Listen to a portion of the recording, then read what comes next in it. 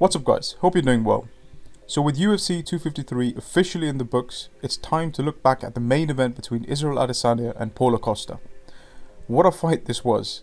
If you haven't already checked out my breakdown and predictions, I had predicted this fight to end with Izzy getting a TKO in the later rounds, starting round 3. But this was pure dominance right from the start by the champ, who was putting on a striking clinic. Like I said in my breakdown, you cannot underestimate the level of striking Adesanya possesses, and in this fight what we saw was two things. One being the clear difference in the level of striking between Izzy and Costa, and the other being the change in tactics of Paulo Costa for this fight. In my breakdown I had highlighted the significance of the gas tank and how this would be Costa's biggest issue in the fight, given he had never been in a 5-round fight and the style of his fights requires a lot of energy which he cannot sustain past 3 rounds as we have seen before. And I saw this to be a massive issue for Costa, so I was interested to see how Paulo would have approached this fight. And it seems he decided to pace himself, as we saw in round 1, where he simply chose to dictate the pace and position of the fight, but didn't really engage with Izzy.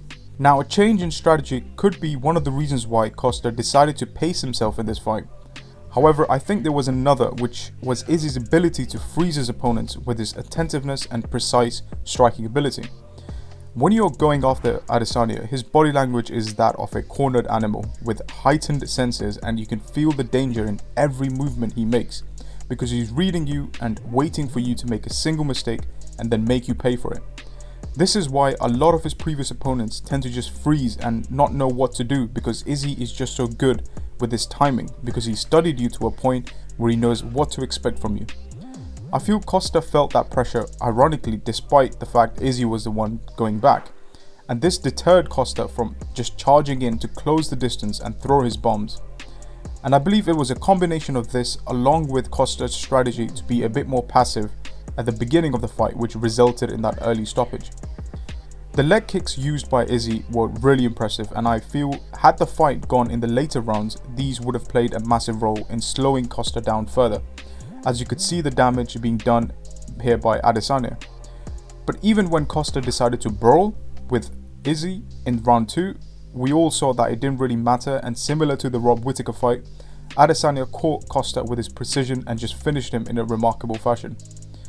That was a real statement, folks, that Adesanya just made to all the fans and reporters who he felt disrespected him. Adesanya's level of striking and precision is going to be a massive issue for everyone in the middleweight division. I believe this wasn't Costa's best performance, and I understood his strategy for starting slow.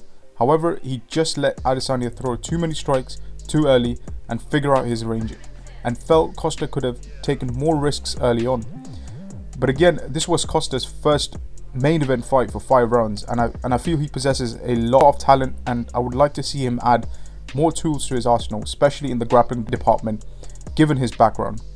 However, I'm sure he will be back, as he also has a heart of a champion, and this does not change the fact of how entertaining his fights are to the fans, because like Costa said, he's in there to kill or be killed, and you can only respect that attitude in the octagon. I would like to see the winner of Cannonier and Whittaker fight Adesanya next. But what did you guys think of the fight, and who do you think Adesanya should fight next? And what do you think is next for Paulo Costa? Do you think he needs to move up to light heavyweight or continue in the middleweight division? Leave your comments down below, and please leave a like and consider subscribing, as it really helps the channel grow. Thank you so much.